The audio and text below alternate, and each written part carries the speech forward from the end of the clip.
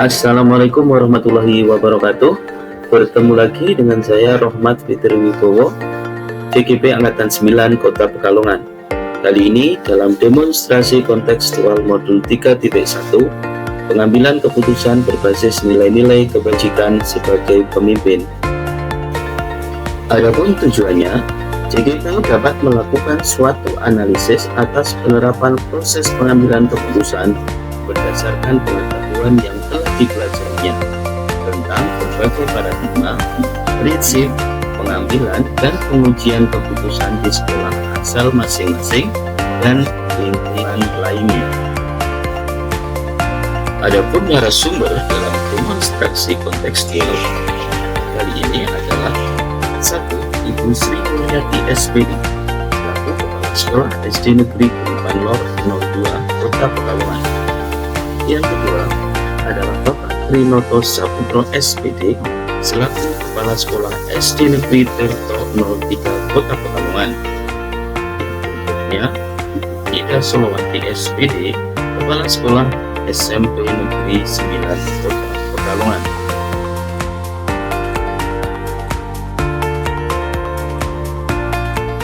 Baik, Assalamualaikum warahmatullahi wabarakatuh. Sahabat semua, teman-teman semua, guru yang hebat, CGP Angkatan 9. Pada kesempatan hari ini saya berkesempatan untuk bersilaturahmi kepada Bu Sri Mulyati selaku Kepala Sekolah SD Negeri Kuripan 02 dalam rangka tugas demonstrasi kontekstual modul 3.1. Selamat pagi Bu Sri. Ya, selamat pagi Pak Rohmat. Nanti teman-teman, Bapak Ibu guru hebat semua, silahkan biar lebih kenal, saya beri waktu kepada Bu Sri untuk menyapa teman-teman atau juga perkenalan Bu, monggo. Oh iya, terima kasih atas waktunya. Assalamualaikum warahmatullahi wabarakatuh. Saya Sri Mulyati, saya Kepala SD Negeri Kuripan Lor 2. Saya menjabat sebagai Kepala SD Negeri Kuripan Lor 2 itu sejak 1 Januari ya 2 Januari ya 2 Januari 2023 itu awalnya sebagai PLT Pak ya, sebagai PLT, kemudian PLT-nya cukup lama ya Bu? Iya, cukup lama 6 bulan Pak, kemudian definitif itu Juli 2023. Jadi walaupun ibaratnya singkat tapi itu cukup lumayan banyak pengalaman yang saya dapatkan, dan itu sangat luar biasa sekali. Dari posisi awal kita sebagai guru, kemudian sebagai pemimpin itu luar biasa beda sekali. Jadi untuk teman-teman para CGP yang saat ini masih mengikuti kegiatan program guru penggerak, nikmatilah nikmatilah, jangan menjadikan itu suatu beban Pak ya. Jadi nanti akan ada masanya, terjun sebagai seorang pemimpin pembelajaran, apalagi kepala sekolah sekarang itu tugas utamanya adalah sebagai pemimpin pembelajaran, memastikan pembelajaran yang dilaksanakan oleh Bapak Ibu guru benar-benar memberikan dampak yang positif kepada peserta didik. Mungkin itu saja. Terima kasih Bu Sri atas waktunya dan perkenalannya. Dan teman-teman semua, Bapak Ibu guru hebat, saya Bu Sri ini adalah guru yang hebat. Sebelum menjadi menjabat kepala sekolah, beliau aktif di berbagai kegiatan juga, sering bareng juga dalam kegiatan SLC PGRI ya Bu ya. Mungkin ada ini Bu, satu nih cerita buat motivasi kita juga. Proses transisi atau peralihan dari guru menjadi kepala sekolah itu hal yang paling menarik ini, singkat saja, maksudnya apa gitu? Yang paling menarik yang menantang yang juga paling menarik dan menantang itu bagi saya bagaimana kita menempatkan yang tadinya mungkin sebagai guru kita merasa lebih bebas ya Pak ya? Iya. Lebih bebas berekspresi, lebih bebas artinya pemikiran kita juga fokus ke satu tujuan, yaitu siswa. Nah, ternyata sebagai kepala sekolah tidak bisa, kita hanya memikirkan satu ya. Kita selain memikirkan diri sendiri, kemudian ya tentu saja merubah segalanya, memikirkan siswa, Bapak Ibu guru, masyarakat, stakeholder, Iya. dengan masyarakat lingkungan sekolah pun Betul. juga kayak semuanya jadi teramati juga ya, Bu. Gitu kalau dari guru dulu kan mungkin tidak mungkin hanya wali murid Iya. atau kelas saja yang di Iya, situ. intinya Kalau kan ini di sekarang situ. semuanya menyorot nih. Melihat nih apalagi di Melihat lingkungan. dan perlu kita perhatikan. Oh iya, betul betul. Dan itu adalah hal yang luar biasa bagi saya, tantangan sekali tantangan, dan bagaimana kita belajar merubah diri gitu. Oke. Itu luar biasa. Baik, terima kasih Bu Sri pengenalannya. Nanti kita teman-teman setelah ini Bapak Ibu semua kita akan berdiskusi lebih lanjut terkait dengan pengambilan keputusan dilema etika itu. Sesuai dengan yang disampaikan kepada saya kan, saya ini harus wawancara, harus berdiskusi dengan kepala sekolah. Nah, pengetahuan saya dan sudah sangat saya kenal baik dengan Bu Sri. Bu Sri sudah punya pengalaman lama menjabat sebagai kepala sekolah juga, tentunya nanti menghadapi juga problematika ataupun permasalahan di sekolah. Seperti itu, langsung saja nanti kita akan mengobrol tentang pengambilan keputusan yang ini Bu, terkait dengan nilai-nilai kebajikan, lebih khususnya pada permasalahan-permasalahan yang berkaitan dengan dilema etika dan bujuk moral. Iya. Itu langsung Bu, nggih. Ini di sekolah sedang sibuk apa ini Bu? Ya, ini karena sedang booming itu ya, kinerja ya. Masih persiapan persiapan. Berarti sudah sampai itu Bu, sudah sampai ke perencanaan observasi. Sudah. Iya. Guru-guru sudah luar biasa. Upload RPP-nya ya. Nah, yang rencana mau webinar itu hari apa? Hari Sabtu, tanggal 17. Besok? Iya. Mudah-mudahan sukses. Jadi pakai punyanya PGRI, Bu? Punya KKG. Oh, buat sendiri. Iya. Oke. Baik. Baik Bu Sri, kita langsung ke topik nggih. Ngapunten nanti yang pertama nanti selama ini kan tentunya Bu Sri di sekolahannya yang dipimpin oleh Bu Sri ada permasalahan-permasalahan yang dihadapi. Nah, selama ini Bu Sri mengidentifikasi kasus-kasus yang merupakan dilema etika itu bagaimana, maksudnya yang dihadapi? Apakah pernah mengalami proses kasus yang semacam itu atau bagaimana? Ya. Terima kasih sebelumnya atas pertanyaannya ya untuk kita berdiskusi, berbagi pengalaman ya. Ya, selama saya menjabat sebagai pimpinan di satuan pendidikan itu pastinya sudah pernah mengalami hal yang demikian. Pertama ini dilema etika di mana kita harus membuat suatu keputusan tapi ada benar salah dan sebagainya, terus harus menghadapi nanti kebijakan ini dampaknya seperti apa bagi lingkungan sekitar maupun masyarakat, warga sekolah ya. Nah, ketika ada suatu kasus yang harus kita ambil suatu keputusan kebijakan untuk penyelesaiannya, itu tentu saja kita lihat dulu indikator-indikator yang mana masalah itu apakah memenuhi indikator dilema etika atau bujukan moral. Ketika itu memenuhi kriteria dari dilema etika, ya tentu kita harus melihat bagaimana sih prosentase benar dan baiknya ya.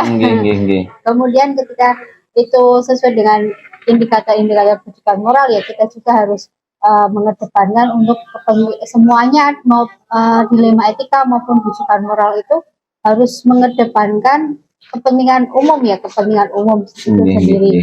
Jadi kemudian setelah kita mengidentifikasi, tentunya perlu kita adanya diskusi dengan para guru, itu yang utama.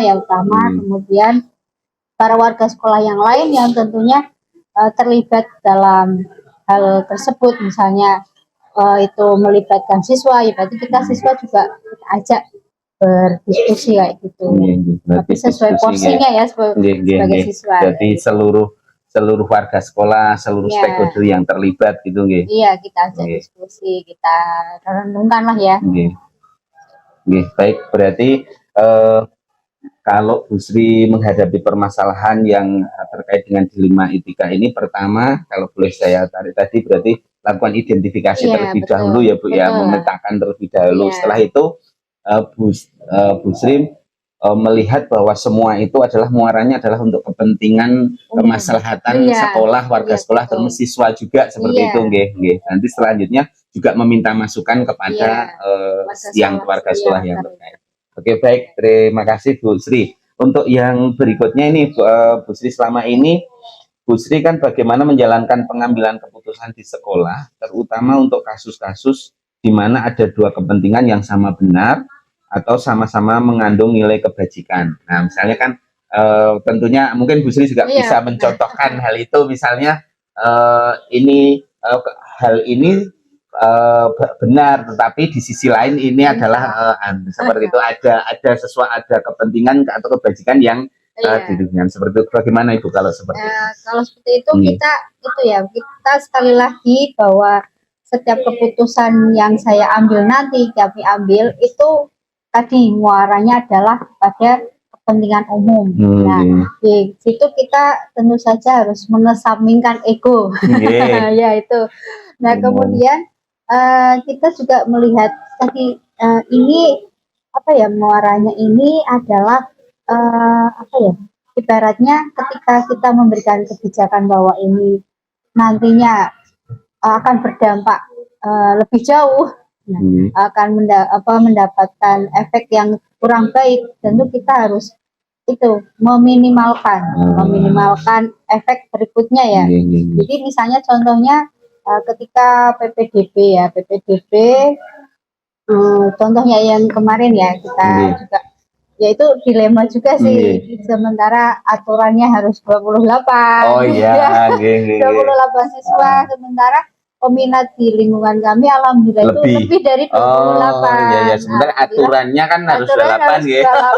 Nah, itu ada terus masuk sampai 30. Terus kayak begitu siswa. Kemudian atas pertimbangan dari Dewan Guru dan kebetulan juga itu masyarakat sekitar situ juga kan, masa kita mau menolak ya, sekolah juga. Akhirnya ya udah kita ambil keputusan baiknya seperti apa, karena lebih baik itu nanti muaranya ke masyarakat juga. Kita juga khawatir kalau masyarakat nantinya merasa kecewa, dan kebetulan juga siswa itu dari keluarga kurang mampu. Dari faktor-faktor itu dan usianya juga sudah memenuhi, ya akhirnya kita tadi lebih dari 28 tadi kita ambil keputusan. Berarti di situ aturan berarti berlawanan juga dengan masyarakat juga tadi, bahwa di situ ada kepentingan moral juga yang harus diambil gitu ya Bu, bahwa di situ hak anak untuk sekolah dan juga warga di dekat sekolah. Jadi tetapi aturannya 26. Berarti intinya berdiskusi dengan warga yang ada di sekolah, terus mengambil keputusan yang mana meminimalkan juga efeknya juga dan juga muaranya adalah kepada siswa juga, seperti itu, bahwa anak di lingkungan itu tetap bisa bersekolah. Baik, terima kasih Bu Sri. Jadi ini saya juga belajar banyak. Ini kadang kan seperti itu, kalau saya sendiri kalau mau mengambil keputusan itu ada kadang bimbang itu, ada bagaimana, apalagi kalau terkait aturan. Baik, Bu Sri, terima kasih. Berarti itu tadi ya bahwa intinya Bu Sri selalu mengedepankan kepentingan umum seperti itu ya, menimbang-nimbang bahwa nanti murahnya sana. Baik, untuk yang berikutnya Bu Sri, ini langkah-langkah atau prosedur seperti apa yang biasa Bu Sri lakukan? Tadi sudah disinggung sih, maksudnya pertama itu. Nah itu mungkin bisa diperjelas Bu, langkahnya pertamanya kalau ada problem seperti itu, apakah Ibu mencari referensi dulu atau langsung mengumpulkan warga sekolah atau seperti apa? Itu tadi yang sudah saya sampaikan. Kita mengidentifikasi dulu masalahnya, kemudian sebab-sebabnya apa, penyebab itu terjadi. Misalnya tadi kok ada siswa yang lebih, kita cari, kita identifikasi anaknya sebagaimana dan seterusnya, sehingga kita mendapatkan data yang akurat. Jadi identifikasi, kemudian menelaah permasalahan tadi, mencari sumber-sumber yang bisa jadi referensi referensi rujukan, sehingga kita menentukan itu tadi dilema atau bujukan moral dan sebagainya bisa sesuai ya gitu. Kemudian kita melakukan diskusi dan musyawarah pada warga sekolah yang sekiranya memang perlu kita libatkan ya. Berarti itu tidak harus semua juga ya, Bu. Misalnya kita lihat, untuk kasus-kasus dulu permasalahannya. Jadi sesuaikan dengan permasalahan yang ada, kita undang para pemangku kebijakan nantinya yang perlu kita libatkan. Kemudian kita musyawarahkan. Nah, kita lakukan jajak pendapat ya ibaratnya kita masukan-masukan dari yang terlibat tadi. Kemudian kita putuskan bersama dan kita lakukan kesepakatan. Kita laksanakan keputusan itu. Sehingga mengakomodir semuanya. Mengakomodir segala kepentingan, terutama tadi kepentingan umum yang kita dahulukan selalu itu. Oke, siap. Terima kasih. Berarti meskipun nanti muaranya itu Bu Sri tetap harus mengambil keputusan kan, yang mengambil keputusan Bu Sri, tetapi berpijaknya adalah juga dari proses tadi, masukan juga dari baik. Terima kasih Bu Sri. Berikutnya Bu Sri, hal-hal apa saja yang selama ini Bu Sri anggap efektif dalam pengambilan keputusan pada kasus-kasus dilema etika ini? Hal itu mungkin dari tadi langkah-langkah tadi, atau itu yang paling efektif menurut Bu Sri seperti apa? Yang paling efektif itu tadi kita melakukan identifikasi dulu, identifikasi, dan kemudian dari permasalahan yang sudah kita dapatkan datanya, kita diskusikan dengan pihak-pihak yang memang perlu kita libatkan. Nah, di situ diskusi itulah yang artinya kita menemukan segala pendapat dan solusi. Nah, musyawarah itulah yang menurut saya paling efektif dalam kita mengambil kebijakan yang tidak sepihak gitu. Berarti proses dari diskusi, mendengar pendapat banyak orang, dan juga nanti orientasinya pada kemaslahatan atau kebermanfaatan untuk seluruh itu, berarti yang menjadi hal yang efektif. Oke, baik. Terima kasih Bu. Nanti menjadi pengalaman saya juga. Berikutnya Bu Sri, hal-hal apa saja yang selama ini merupakan tantangan dalam pengambilan keputusan pada kasus-kasus dilema etika? Terusnya mungkin yang di situ kadang Bu Sri mungkin merasa berat atau merasa di situ harus butuh pemikiran, hal-hal apa seperti itu, kan tentunya ada pengalaman. Yang paling menantang itu tadi Pak, ketika kita dengar pendapat. Nah, di situ kan pasti muncul banyak pendapat yang beda. Sementara kita sebelum itu juga dari data identifikasi dari hasil identifikasi maupun referensi, sebenarnya kita kan juga sudah punya rancangan keputusan arahnya ternyata yang sudah terpikir gitu ya.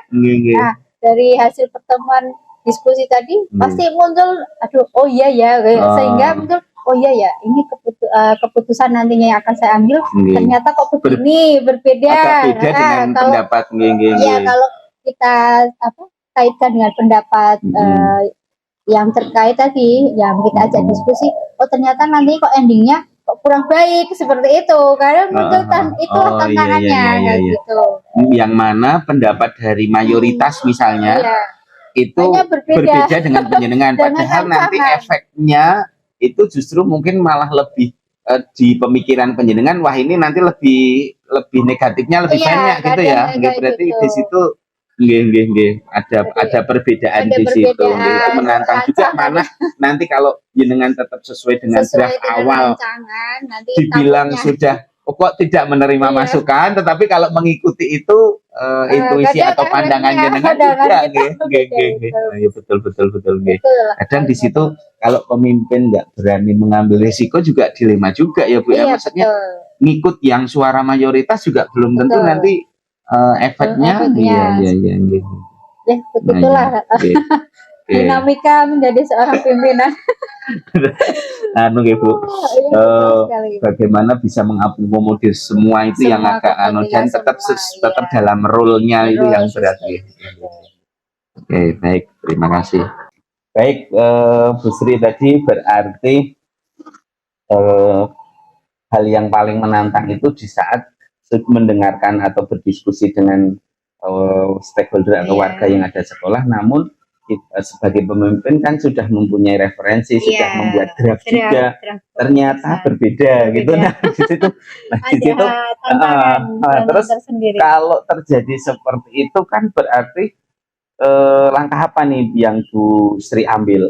Apakah Bu Sri terus memutuskan saat itu juga, atau Bu Sri misalnya harus merenung dulu atau gimana kalau seperti itu, Bu? Itu kan sangat menantang kalau hal seperti itu. Kalau saya sendiri mungkin karena saya juga belum memimpin, ya mungkin kadang akhirnya ikut yang banyak kan berisiko kalau seorang pemimpin. Kalau saya mungkin belum memimpin kan tidak masalah gitu, tetapi kalau seorang pemimpin terus ikut yang banyak kan juga ada risiko ikutannya gitu yang lebih besar. Ya, gimana, kita kaitkan dulu, kita sambungkan efeknya seperti apa, kemudian kita ambil mana yang terbaik. Yang terbaik ya artinya bahwa belum tentu saya renungkan kembali ya, jadi intinya kan merenungkan kembali bahwa draft yang saya buat setelah menerima masukan-masukan dari para teman ya, dari itu kemudian referensinya seperti ini. Oh ternyata kalau saya hanya mengikuti draft ini, kemudian efeknya saya pertimbangkan kembali, saya efeknya seperti apa karena mayoritas berpikir itu. Kemudian kalau saya mengikuti hasil dari pendapat mayoritas, itu seperti apa efeknya. Nah, itu memang perlu perenungan lagi ya, perlu perenungan, dan tidak serta-merta kita putuskan langsung. Jelas kalau di situ kan ada juga tarafnya juga ya Bu, efeknya nanti kesulitan permasalahannya juga seperti apa, kompleks dan tidaknya nanti hasilnya yang terkait. Nah kalau sekiranya itu nantinya keputusan draft saya itu kok kurang baik, artinya efeknya juga ada lebih banyak ya, tentu saja kita menerima menyesuaikan dengan pendapat tersebut, atau diambil titik tengahnya ya, kita kolaborasikan.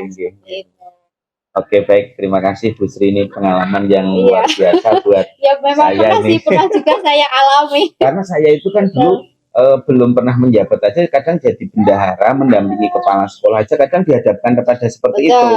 Jadi mau mengambil apalagi yang sudah memimpin gitu kan, ini nanti cukup efek ikutannya kan cukup beraneka ragam gitu kalau udah memutuskan. Oke, baik. Terima kasih Bu Sri. Yang berikutnya ini Bu Sri kan terkait dengan tadi sudah cukup jelas ya, maksudnya alurnya, terus hal yang menantangnya, terus saya juga mendapatkan pengalaman dari Bu Sri bagaimana tahapan-tahapan dalam untuk memecahkan permasalahan yang terkait dilema etika dan bujuk moral ini. Berikutnya, apakah Bu Sri memiliki sebuah tata kala atau maksudnya jadwal ini Bu tertentu dalam sebuah penyelesaian kasus dilema etika? Maksudnya apakah Bu Sri langsung menyelesaikan di tempat, ataukah memiliki sebuah jadwal untuk menyelesaikan, bentuk atau prosedur seperti apa yang Bu Sri jalankan? Maksudnya kalau kita dalam menyelesaikan suatu perkara masalah ya, terutama yang mengandung dilema itu pasti tidak bisa langsung serta-merta kita putuskan. Jadi perlu kita butuh waktu tadi untuk identifikasi saja kan, perlu pemikiran ya, pemikiran, terus bukti-bukti ya.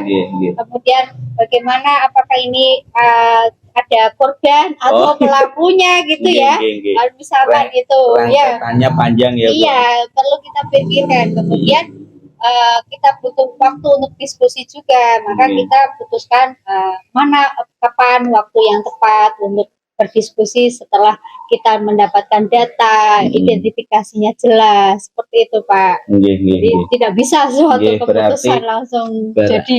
Berarti Bu Sri juga ada misalnya semacam penjadwalan juga. Oh ini berarti tahapan ini harus saya lakukan dulu, baru nanti tahap berikutnya. Tapi untuk misalkan waktu berapa lamanya ya tergantung dari kasusnya, situasi. Menuntut harus diputuskan kapan juga ya Bu.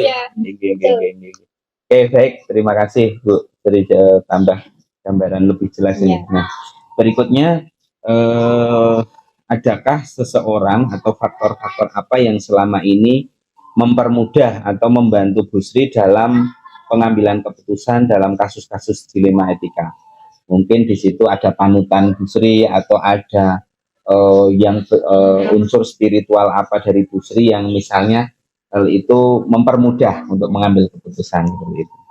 Tentu saja selain warga sekolah yang kita libatkan ya, sesuai dengan kebutuhan tadi dalam menyelesaikan masalahnya, kita kembali ingat pada Sang Pencipta. Oh, gitu. Ya itu kita tidak boleh tinggalkan ya. Pondasi dasarnya ya. Tidak boleh tinggalkan. Karena sebagai pemimpin tentu banyak sekali hal-hal yang harus kita diskusikan juga pada Sang Pencipta, pada Tuhan. Kemudian juga kita terkadang kita meminta saran pendapat dari pengawas pembina kita ya. Jadi beliau-beliaulah juga beliau juga pastinya sudah pernah pengalamannya juga lebih banyak lebih dulu dan pasti dilema etikanya lebih banyak dialami gitu ya. Berarti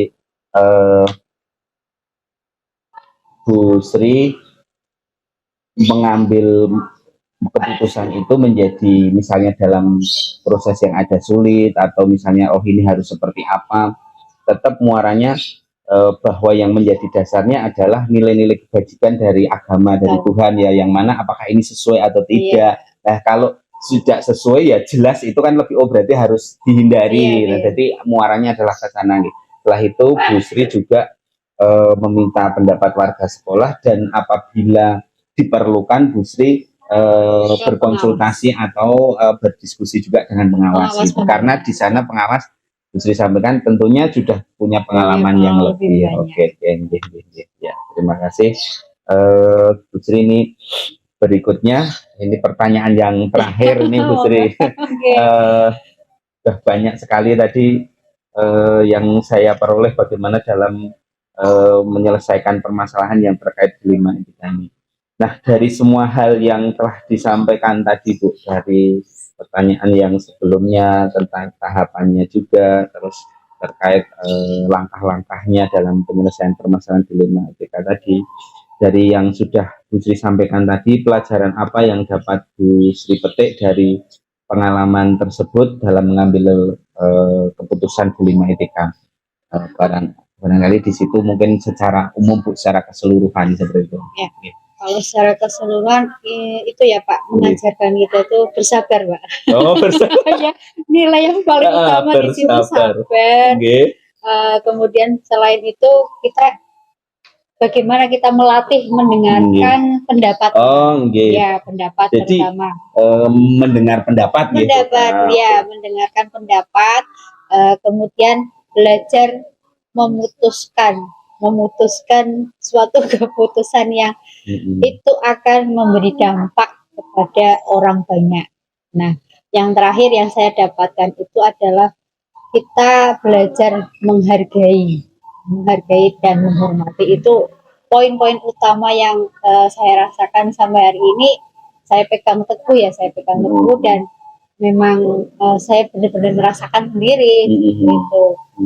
Kalau dulu kita sebagai guru mungkin ibaratnya kalau suatu keputusan kayaknya kita enggak itu ya. Maksudnya kan merasa gini itu ya, enggak sabaran. Ini kok nggak segera diputuskan gitu. Ternyata setelah mengalami itu butuh hal banyak yang dipertimbangkan. Betul sekali Pak. Saya dulu berarti itu ya pernah ya nggak baik ya terhadap merasa bersalah kayak kenapa sih kepala kok nggak segera memutuskan, nggak bisa memutuskan seperti ini aja, misalkan hal kecil menurut kita mungkin kecil itu. Ternyata ya begini, walaupun hal kecil butuh pemikiran dan ya itu tadi masukan supaya ya memang kita kan yang membuat keputusan ya Pak ya. Nanti efeknya seperti apa itu? Ya Allah, memang itulah ternyata ya mohon maaf sekali kalau dulu ya kita sebagai guru dan juga mengalami itu. Gimana sih ini gitu kok ngambang gini aja kok nggak diputuskan Nah ini sebagai pembelajaran juga untuk Bapak Ibu guru bahwa tidak selamanya bahwa seorang kepala sekolah itu lamban dalam mengambil suatu keputusan. Bapak Ibu kepala sekolah itu butuh pertimbangan dan sebagainya, karena nantinya keputusan yang diambil itu pasti akan memberikan dampak bukan hanya untuk dirinya, pastinya untuk sekolah dan masyarakat, karena yang dipikirkan bukan hanya diri sendiri. Kalau seorang guru mungkin hanya memikirkan dirinya gitu. Oke, baik, terima kasih Bu Sri, luar biasa sekali. Jadi intinya adalah bersabar, terus belajar mendengarkan juga, terus yang ini yang penting mungkin juga butuh kalau belajar untuk memutuskan, keberanian juga untuk memutuskan itu dengan tetap menghargai semua hal apa semua warga yang ada di sekolah. Itu juga butuh tadi disampaikan Bu Sri bahwa seorang kepala sekolah tidak dengan mudah untuk mengambil keputusan karena hal itu terkait juga dengan banyak aspek. Oke, baik Ibu, terima kasih atas kesempatannya untuk sama-sama, ini pengalaman yang luar biasa sekali buat saya. Jadi sharing enak. Jadi saya juga tadi belum, kalau masih saya jenengan juga sebagai guru kan saya berpikir kenapa sih ini hal sederhana kok nggak diputuskan. Ternyata kalau mungkin gitu, kalau saya juga kadang dibalik juga, kalau di posisi itu juga belum tentu dengan mudah, karena kita mudah karena tidak ada di posisi itu. Ya, betul sekali, Pak. Ini juga pembelajaran sekaligus pertobatan ya. Pertobatan. Ya, baik. Terima kasih Bu Sri. Kalau izin ini untuk mengakhiri, saya simpulkan tadi bahwa Bu Sri inti utamanya adalah dalam mengambil keputusan itu pertama adalah mengidentifikasi, juga merangkul atau mendengar pendapat seluruh warga sekolah melalui diskusi, dan dari diskusi itu nanti tentunya akan ada berbagai macam perbedaan dan juga pandangan, dan itu semakin kaya pandangan itu, dan di situ kemudian Bu Sri baru untuk mengambil keputusan.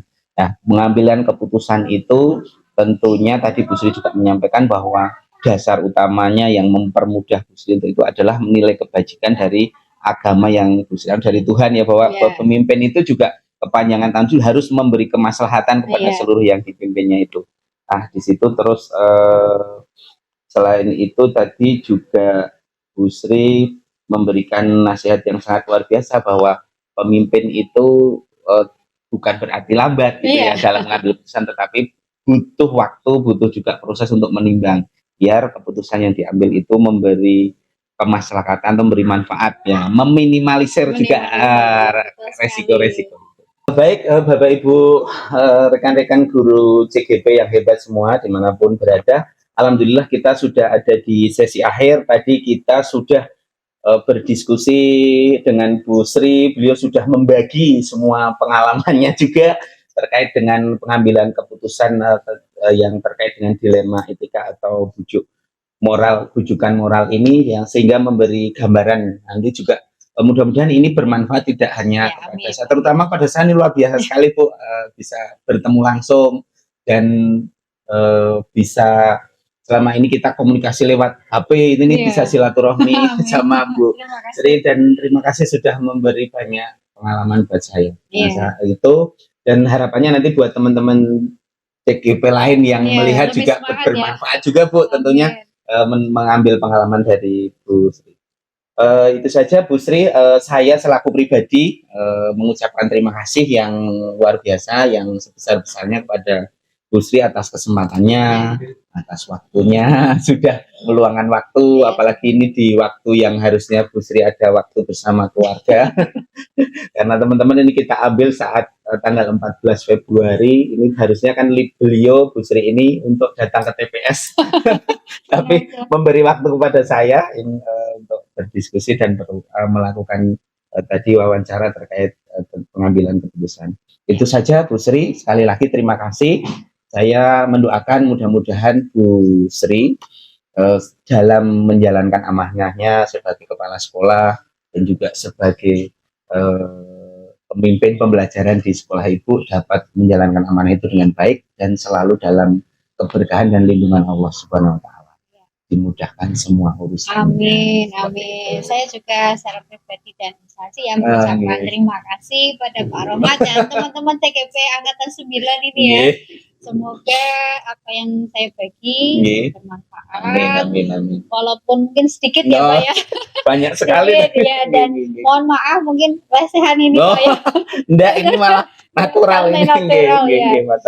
Maaf sekali mungkin dalam menyambutan ataupun apa yang saya jawab tadi kurang berkenan ataupun kurang banyak.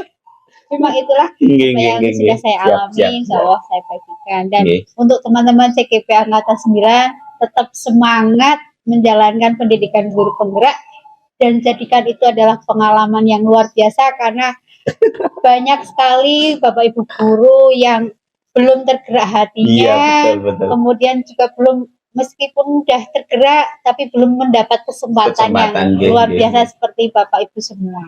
Tetap semangat. Semoga lolos sukses selalu. Amin.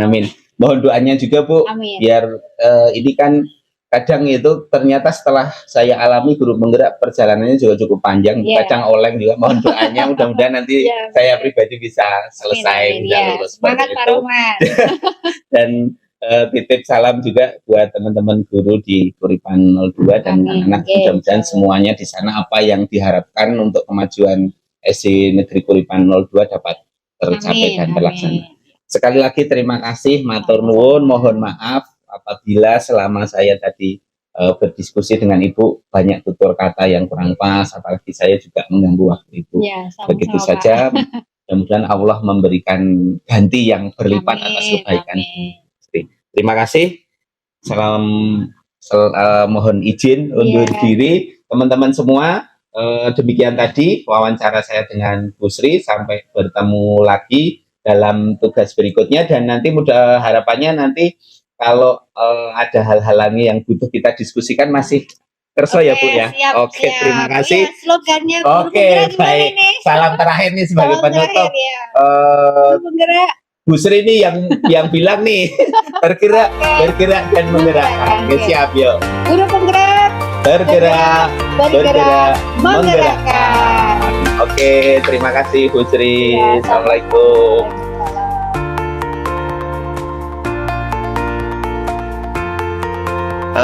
Baik, kita mulai. Terima kasih. Assalamualaikum warahmatullahi wabarakatuh. Waalaikumsalam warahmatullahi wabarakatuh. Selamat sore Bu Ida Solowati yang saya hormati.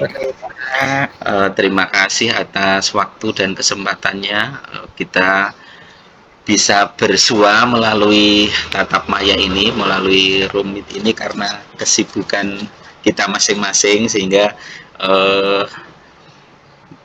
terima kasih atas waktunya. Ini membantu saya dalam penyelesaian tugas untuk program guru penggerak angkatan yang ke-9.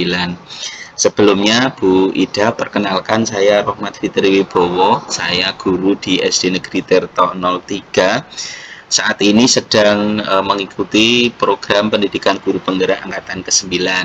Dan pada kesempatan yang baik ini, seperti yang sudah saya sampaikan ke Ibu, mohon waktunya nanti untuk wawancara, untuk berdiskusi terkait tentang pengambilan keputusan berdasarkan nilai-nilai kebajikan dan juga terutama yang berkaitan dengan dilema etika dan bujuk moral. Intinya nanti mohon waktunya dan Bu Ida untuk berkenan sharing terkait hal tersebut.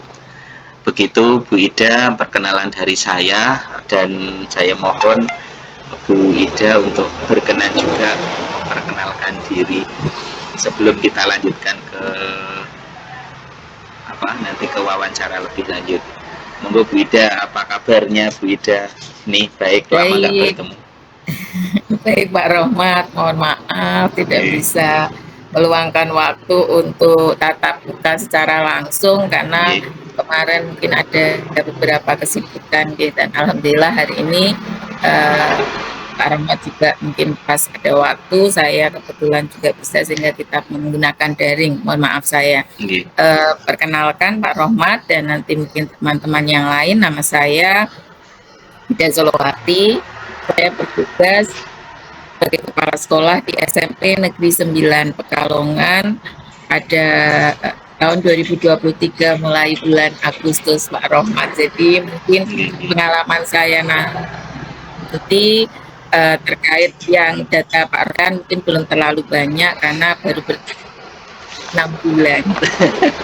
Iya, baik, terima kasih Bu Ida atas perkenan waktunya di sela-sela kesibukannya. Mudah-mudahan Bu Ida dengan meluangkan waktu ini menjadi amal baik Bu Ida dan membantu proses saya dalam mengikuti kegiatan CGP ini. Bu Ida, tanpa berpanjang lebar lagi, mohon izin untuk menyampaikan tujuan dari diskusi ini. Nanti tujuannya adalah saya dapat memperoleh pengalaman dari Ibu terkait dengan nilai-nilai kebajikan, pengambilan keputusan yang didasarkan pada nilai-nilai kebajikan, lebih khususnya pada permasalahan-permasalahan yang berkaitan dengan dilema etika dan bujukan moral. Itu Bu Ida, nanti saya juga dipandu oleh pertanyaan yang sudah disediakan di LMS. Begitu nggih Bu Ida nggih, mohon izinnya langsung ke pertanyaan ini yang pertama Bu Ida. Ini yang pertama ini, selama ini kan tentunya Bu Ida sebagai kepala sekolah, sebagai pemimpin pembelajaran nggih. Bu Ida ini kan juga tentunya menghadapi kasus-kasus atau menghadapi problematika atau permasalahan yang terkait dengan dilema etika atau bujukan moral. Maksudnya dua hal itu, yang mana barangkali sebenarnya di satu sisi hal itu secara aturan salah, namun secara moral itu harus diambil. Tentunya Bu Ida juga punya pengalaman. Adakah hal-hal semacam itu Bu yang Ibu hadapi?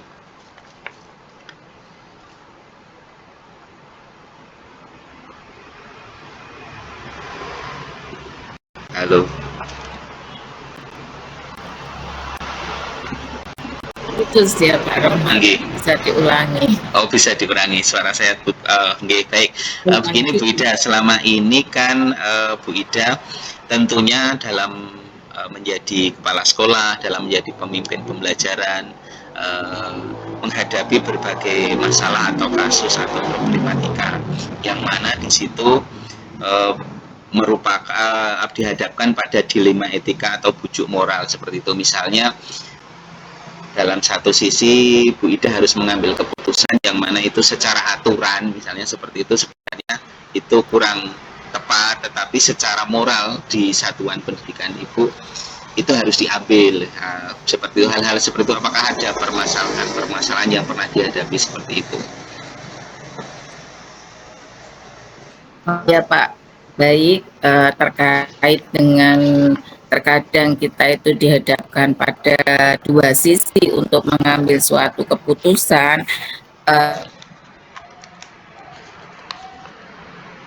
yang selalu harus terutama yang berhubungan dengan aturan. Jadi kami kalau terkait dengan aturan ini pastinya akan kita perhatikan secara serius Pak Rohmat. Kalau memang suatu keputusan saya menerjang aturan ini akan Rohmat. Jadi kalau akan terbentur dengan aturan, maka aturan apalagi aturan ini tentang yang ada, maka biasanya tidak akan seperti penggunaan anggaran itu kan sudah ada jenis-jenisnya ya, yang juga ada poinnya, maka itu akan kita laksanakan sesuai dengan jenis yang ada. Usahakan tidak mengatur aturan-aturan sebelum pelaksanaannya. Baik Ibu, pernah enggak Bu misalnya nih permasalahan di sekolah Ibu yang terkait dengan dilema etika atau bujukan moral ini, misalnya yang bisa Ibu contohkan seperti itu? Kalau yang terkait bujukan moral ini itu ya Pak Rohmat, Ya, setiap kalau kita kegiatan, kadang kita Pak Rohmat ya, kemudian kait kadang teman-teman misalnya Bu kan harus ada konsumsi, padahal misalnya di dalam aturannya sendiri yang sudah dibuat, misalnya di arkasnya kan kita tidak ada itu Pak Rohmat, tapi kadang Bapak Ibu guru mengharapkan ada konsumsi dong Bu Ida lah ini menjadi tua pikirkan di sini saya akan mau ya tidak tetap saya akan melaksanakannya sesuai dengan memang tidak bisa bos karena memang aturannya tidak bisa ya saya usahakan tidak menggunakannya meskipun mengharapkan ayo Bu Ida misalnya ada di hal tersebut ditinggalkan dengan arahan yang lain seperti itu Pak Rohmat. Insya Allah kalau hubungannya dengan aturan kita akan tetap teguh ya Pak Rohmat. Karena apalagi terkait dengan dana-dana sekolah amanah dari siswa, dari orang tua untuk kita laksanakan dengan baik. Tapi kalau terkait dengan dilema etika yang dengan dua hal nilai-nilai sama, kadang semuanya itu benar. Nah, ini yang memang harus kita pikirkan lebih dalam. Tetapi tetap kita lakukan ini Pak Rom. Misalnya juga tidak terlalu lama kalau memang kasus secepatnya tidak kita selesaikan dalam jangka waktu lama, tetap kita pikirkan secara mendalam kasusnya, kemudian ujikan juga ya Pak Rohmat, kita lihat apakah itu bertentangan dengan aturan. Nah, bagaimana kalau itu tetap kita harap terkait pengujian istilahnya pemikiran lebih dalam dengan kasus. Terima kasih Bu Ida. Nah ini Bu, tadi Bu Ida sudah menyampaikan bahwa intinya ya kalau ada problem itu diidentifikasi dulu, melakukan analisis langkahnya seperti itu. Nah sekarang selanjutnya bagaimana ini Bu menjalankan pengambilan keputusan di sekolah, terutama untuk kasus-kasus yang dimana ada dua kepentingan yang sama-sama benar atau sama-sama mengandung nilai kebajikan seperti itu. Bagaimana yang Ibu jalankan di sekolah?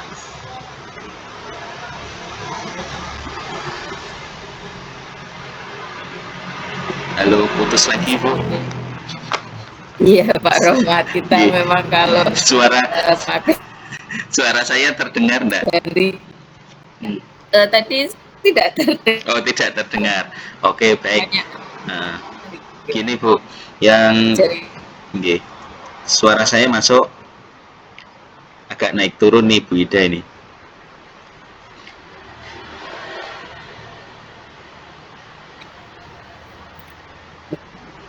Terus lagi Pak.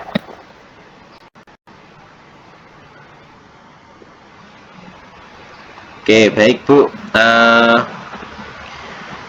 ini bagaimana Bu Ida menjalankan pengambilan keputusan di sekolah, terutama untuk kasus-kasus di mana ada dua kepentingan yang sama benar atau sama-sama mengandung nilai kebajikan seperti itu. Oke Pak, itu pastinya yang utama itu akan kita perhatikan dari kepentingan siswa Pak, dari kepentingan murid itu yang utama. Pada saat saya akan menentukan keputusan apa yang akan diambil dari memang mengandung paradigma benar semua atau memang dari sisi itu akan kita perhatikan yang utama adalah dari keterpihakan pada siswa. Jadi manfaat terbesarnya apa itu yang akan kita utamakan. Kemudian baru dari nilai kebajikannya seperti apa, manfaat yang banyaknya gimana, kemudian mengandung pokoknya kita utamakan yang untuk siswa. Nanti ya tetap hasil akhirnya kita berusaha bertanggung jawab pada keputusan yang kita ambil, tetapi tetap kita tidak lupa apabila keputusan itu sudah kita ambil ya nanti akan tetap ada refleksi. Meskipun misalnya keputusan itu tetap berjalan, kita akan lakukan refleksi bagaimana hasilnya, bagaimana kebermanfaatannya, seperti itu tetap kita perhatikan. Itu suatu pembelajaran kita. Ya, ada kasus yang sama untuk pengambilan keputusan berikutnya, seperti itu Pak Roman. Iya. Terima kasih sudah. Jadi ini saya bisa menarik pelajaran yang mana nanti apabila dihadapkan kepada dua permasalahan yang mana itu dinilai sama-sama benar, juga di situ ada nilai kebajikan yang sama, berarti muara pengambilan keputusannya adalah berpikir arahnya itu adalah untuk kepentingan siswa gitu ya Bu ya. Gitu. Iya, itu yang kita utamakan. Dan mengutamakan kebermanfaatan yang lebih besar. Oke, baik Bu Ida, untuk berikutnya langkah-langkah atau prosedur seperti apa ini yang biasa Bu Ida lakukan selama ini untuk menyelesaikan permasalahan seperti itu tersebut?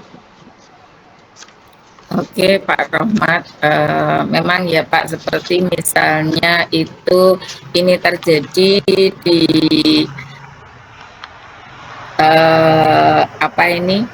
akhir-akhir ini ya Pak Rohmat, yang mengandung ada dilema etika itu tentang kita ini kan pengen sekolah itu tetap ada kegiatan ya Pak Rohmat, tetap aktif, ada kegiatan semacam ekstrakurikuler, tapi dengan adanya dana sekolah yang minim, di mana kita tidak bisa membayar untuk pelatihnya, padahal kan tidak mungkin ya Pak, misalnya kita ambil pelatih dari luar, kemudian kita berikan semacam uang lelah. Jadi kan dilema buat kami, bagaimana apa masa kita hanya sudah nggak usah ada kegiatan kan tidak ya Pak, kita ingin tetap memberikan kepada murid-murid kita bekal, terutama